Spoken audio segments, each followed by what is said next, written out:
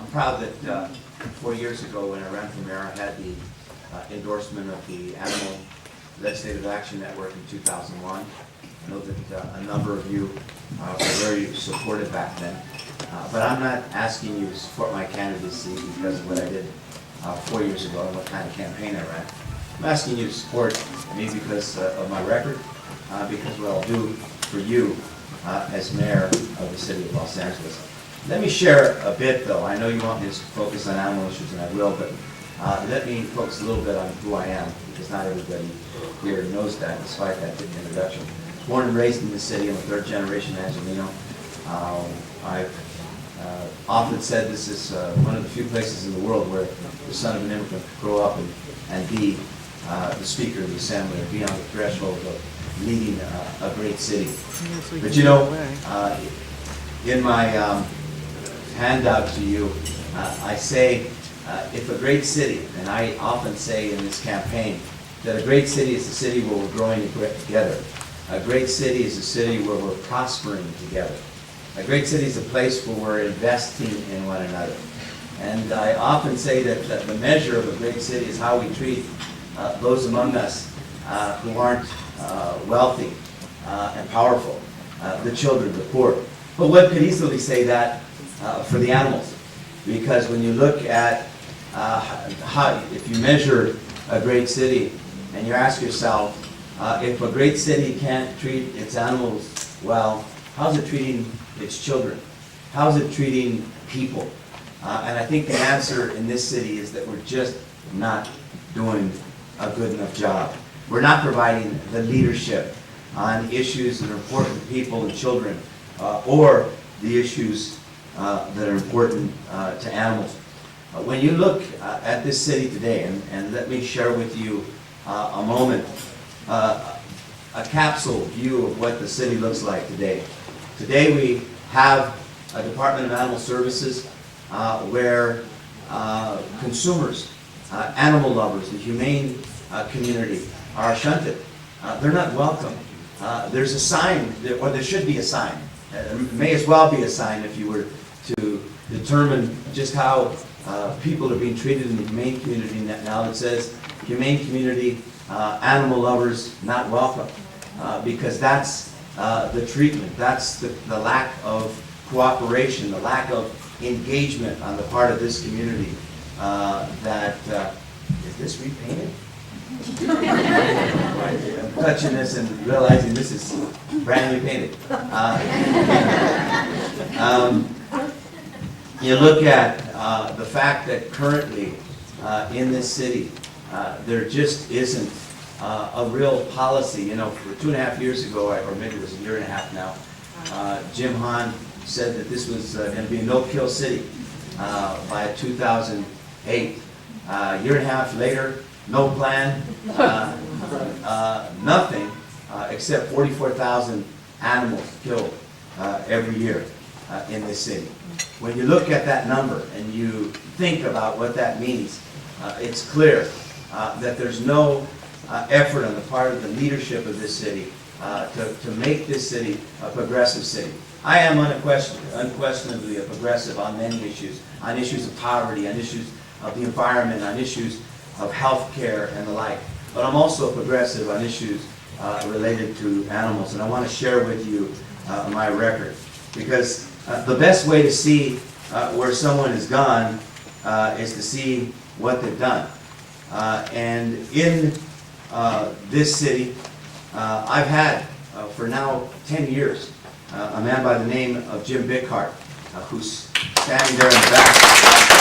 And those of you who know Jim Bickhart knows there is no single individual working in a council office anywhere in the city of Los Angeles who has spoken out for you, who has worked with you, who's engaged you and collaborated with you when he worked for Councilmember Galanter, when he worked for me as Assembly Whip, Majority Leader, and then Speaker, and now as a council member. He's worked with you, and I've worked with you through him, because we understand how important it is for us to have someone, a voice, someone who can work through that bureaucracy to get things done. But let me share with you some of the things we've done in the last few months and over the last years in office. We authored an ordinance to allow larger donations of funds and in-kind goods to the Animal Welfare Trust Fund. It was an idea that came from you.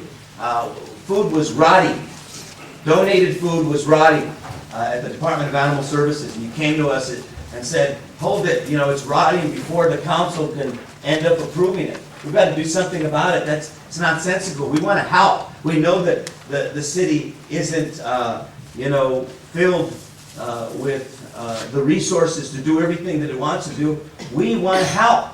And you are creating barriers and obstacles for helping us. And so we put that ordinance together. You brought us the idea. We worked with you, and now we're going to have the ability to make those kinds of donations and ensure that this food goes to where it should go, to feeding animals, to providing people with the resources where government just isn't stepping forward.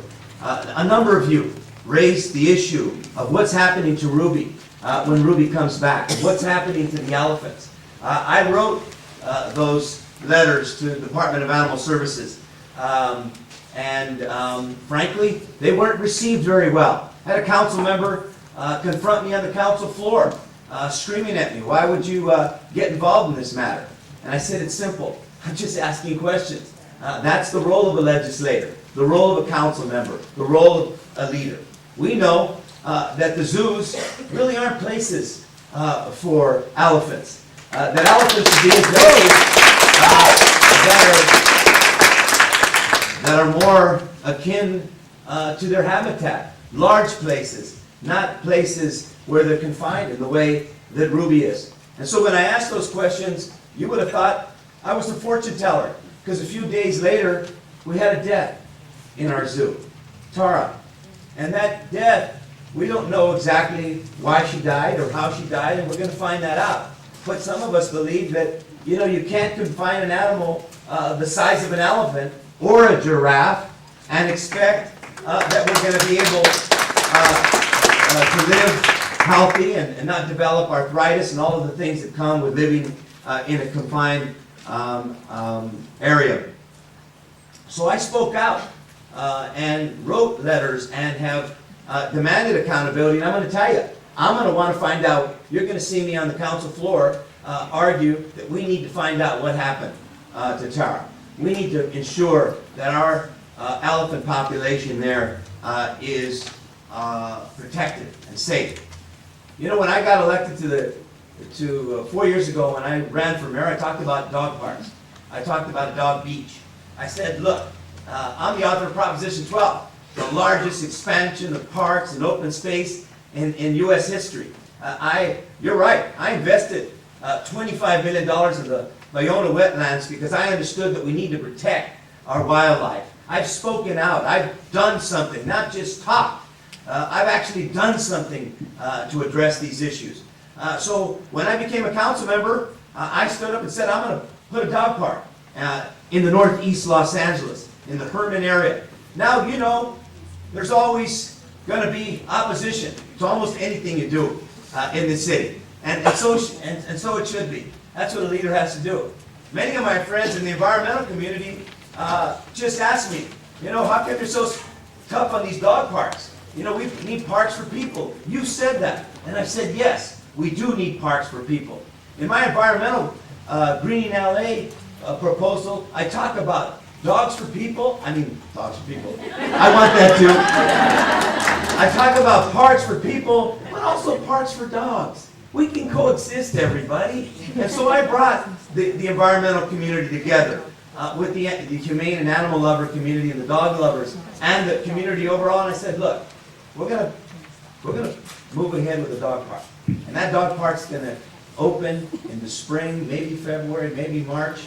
And in the next couple of months, it's going to open because of leadership. I had to bring and build consensus with people. I said, look, I understand we have to protect the environment too, and we're going to do that. And we have to protect communities as well, and we're going to do that. But we can build and create a new dog park, and I'm proud to say that dog park is going to open in northeast Los Angeles. And as mayor of this city, you're going to see someone advocating for dog parks and maintaining them and working with all of you.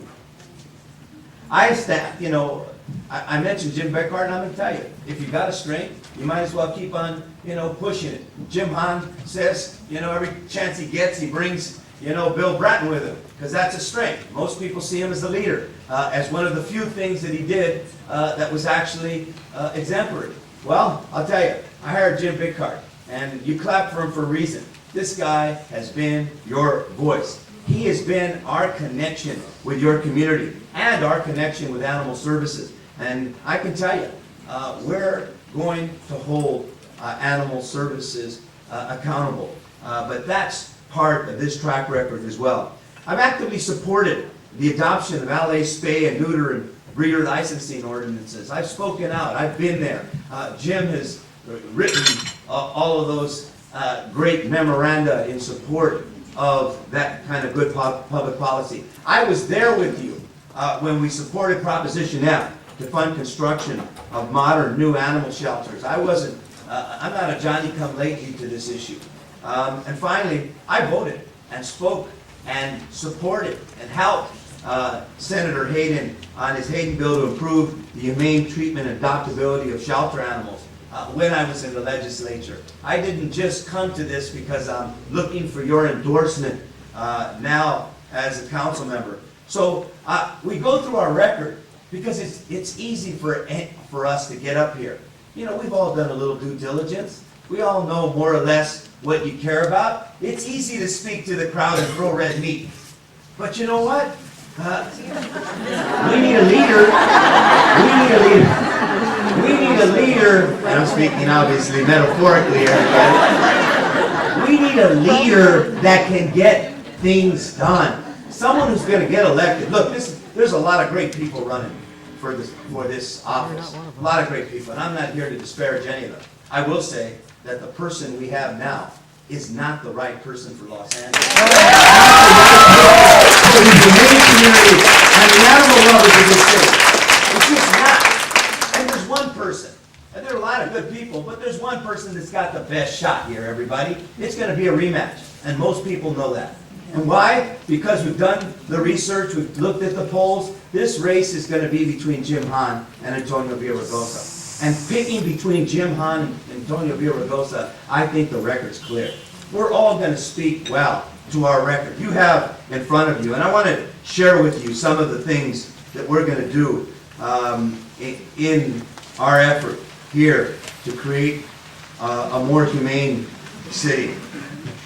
You know that when you look at my plan, we're going to focus on accountability. I'm a big believer, not just for animal services. I'm a big believer that, when you run for office, every 4 years you have an election, you got to speak to what you did.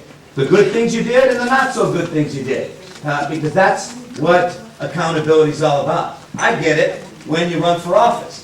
The people that run our departments, the people who sit on our commissions, need to get it as well. You're going to see someone, and look, let me speak about the big elephant under the rug here. Okay? Yes, I was one of 15 votes for Gerald Stucky. Yes. And right. And you can boo. Boo. Boo. Get the boo out. Get the boo out. I also spoke out and asked questions. This was Jim Hahn's appointment. He wouldn't be mine, and I guarantee you, when I'm mayor of the city of Los Angeles, Gerald Stucky will not be the head of animal services. I like to deal with accountability. I'll be accountable for that vote, but also for my record as well. Not just what we say we're going to do, what we've done, because the best measure to determine what someone's going to do is what they've done in the past. We're going to focus on reducing animal overpopulation. I will make the battle against animal overpopulation an absolute priority. I intend to hold the new general manager accountable for creating a legitimate plan. A plan, everybody. A plan that will hold him accountable to reduce euthanasia and make real progress to involve human beings, to involve the humane community as partners with this department. One of the criticisms about Jim Hahn has been the fact that all of his commissioners, whether they're animal services, wherever they are, they're almost all wealthy contributors. What you're going to see from me is people that are going to do, I'm going to do something novel, like bring the experts in. Bring people that have, and in this community, the experts are the humane community. You're going to see commissioners in the Department of Animal Services and our Department of Board of Commissioners for Animal Services. You're going to see people who come from this community, people who care about animals, people who want to create public-private partnerships with the Department of Animal Services that doesn't have the resources that it has. People that are committed to adoption and ending euthanasia and severely limiting it anyway. People that care and want to be smart about how we expand our services and do better by more people. I'm going to insist that we have mobile spay, neuter, and adoption programs, and that they be made more available and more affordable. Because this idea that you hear from Animal Services that we're competing with the vets, and so we have to charge more than many vets do to do spay and neuter is absolutely unacceptable. Look, we're going to have to make it affordable, because that's the only way some people who live in South Los Angeles on the east side are going to be able to afford it.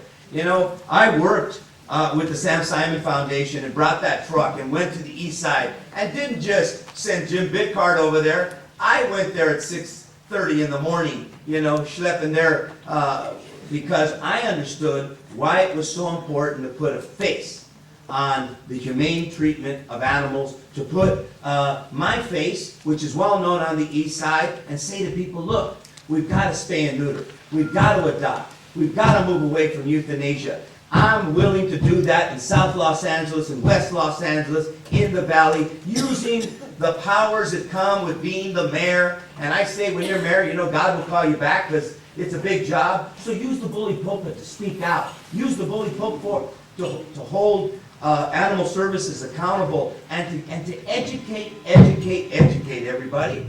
We've got people that think, it's okay to buy a dog, and then take it back.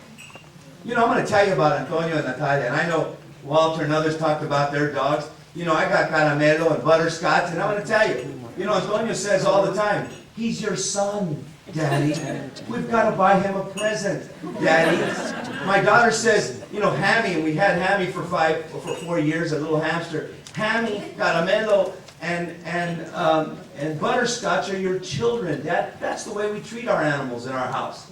And the idea that you would give your dog back is like how do you give your child back when when your son does something that you don't particularly like? And don't raise your hand, I know you're joking. How do you do that, everybody? We've got to work to get, and create more animal-friendly shelters that are bringing you in and making adoption the first priority, that are working to educate our kids and our families. Is a dog right for you? Is a cat right for you?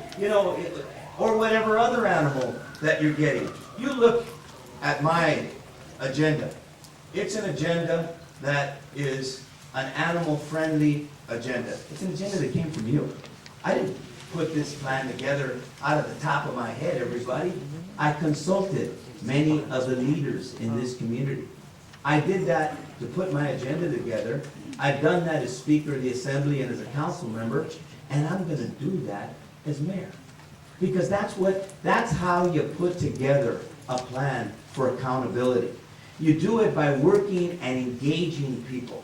If I have a strength, I believe, it's an ability to inspire people to do more.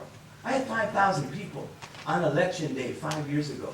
Only Tom Bradley has ever had that number of people. I had many of you walking precincts back then. And I did, not because I'm perfect on every issue, but because I care. And because I engage you. And I get you and say, hey, look, in a place of limited resources, we can't talk out of both sides of our mouth. We can't say we're going to eliminate all the business taxes in the city of Los Angeles, as some have done, and then at the same time say we're going to fully fund Animal Services and our police department. I'm not a demagogue, everybody. I'm the real deal. I've shown that in office. Maybe you don't agree with me on every issue. Maybe I'm not, just there for you on every single issue that's important to you. But I'll tell you, I listen. I hire good people. I engage. If I'm wrong, I say I'm wrong and I move on. Correct my behavior. You won't see the pay to play. You won't see someone who hires somebody for animal services that has absolutely no experience, or for the airport, or the police department for that matter. You're going to see someone that engages you. I think if you look at this plan, you're going to see someone that listens to you and is going to put together, someone that can win, that listens to you and can put together an agenda that's respectful to animals and that's going to be the most forward-looking city. Just like we're going to be the greenest city, this is going to be the most animal-loving big city in America. I guarantee you if you're elected mayor.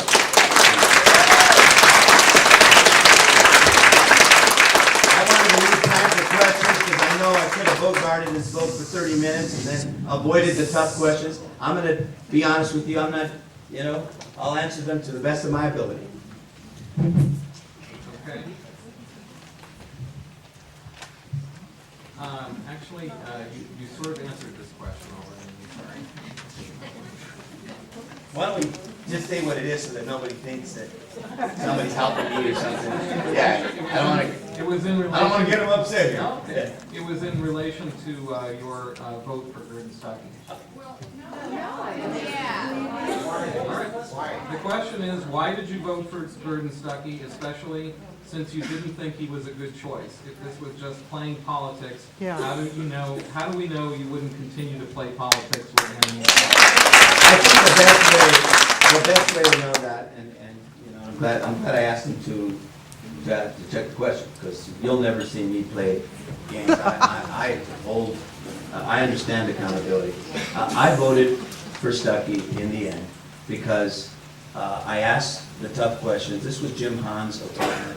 I have voted for almost all of Hahn's appointments because I think the mayor has the responsibility to make those appointments. I had already opposed the airport and by myself, the only vote, one of 3 votes on the airport, one vote on Playa Vista, and I said, look, I'm going to fight for another day. We're in an election. I'm going to hire my own head of Department of Animal Services. He will not be Gerald Stuckey. I can guarantee you, or she will not be Gerald Stuckey.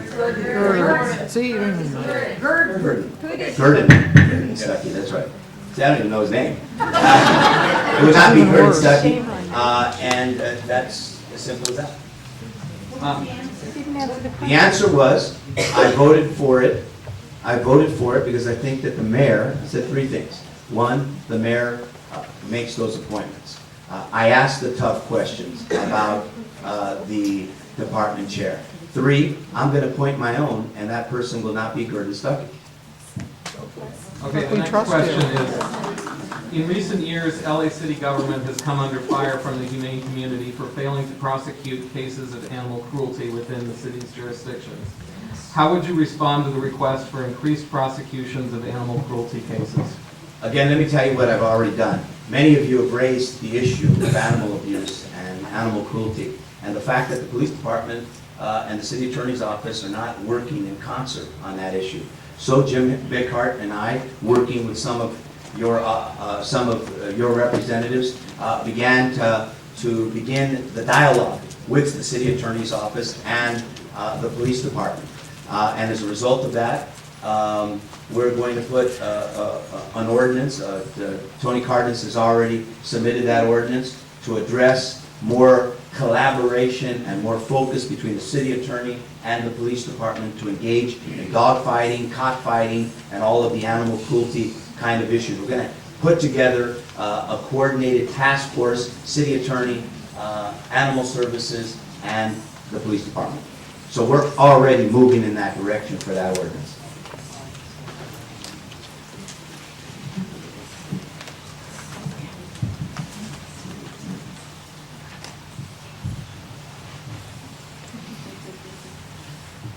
Why is it that the rescuers are shunned and not helped financially? don't want to hear no budget. What's the real reason the rescuers should be paid for what they're doing? They are doing the city's job. No leadership is the answer, and no commitment. I mean, look, you can't say that you're committed to a no-kill or a low-kill policy, have 44,000 animals, say you don't have money in the budget, and then completely shun the humane community from the public-private partnerships that are going to get us out of this crisis. What you will see is someone that, if the city is limited in its budget, and we are, is going to think out of the box. Out of the box thinking is bring in the private sector, bring in the humane community. And we will create incentives to do that. My ordinance for the animal, in support of the donations, is one concrete example of the way to do that. Thank you very much, Councilman. Thank you. Thank you all.